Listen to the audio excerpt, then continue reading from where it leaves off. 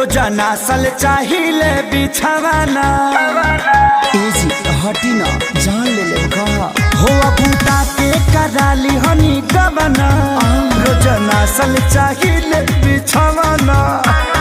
काच बजवानी सुनिए राजा जानी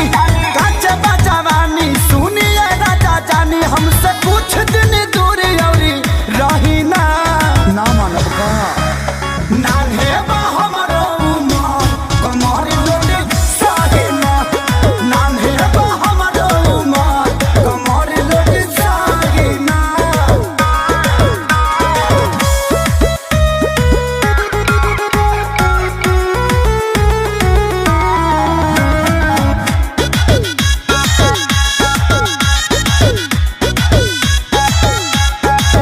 नहीं करी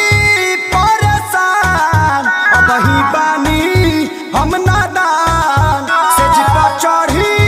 जानी फान लागे ललबलई कोई हम जान दूधा के दांत तुड़िए के दम लेब का नहीं करी परेशान अब ही बानी हम नादान से जिपा चढ़ी जानी फान लागे ललबलई कोई हम जान बड़ा लगी छोट नदी में खाही ना अभी पानी कम बाजी अरे नान्हे बा हमरो उमर कमर लोटे साहिना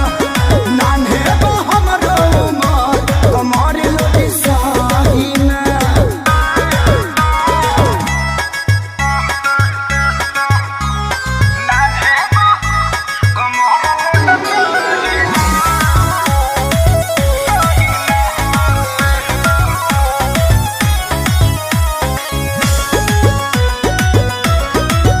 पानी दुबार कम जोर ऐसे गोड़ में फसाई ना गो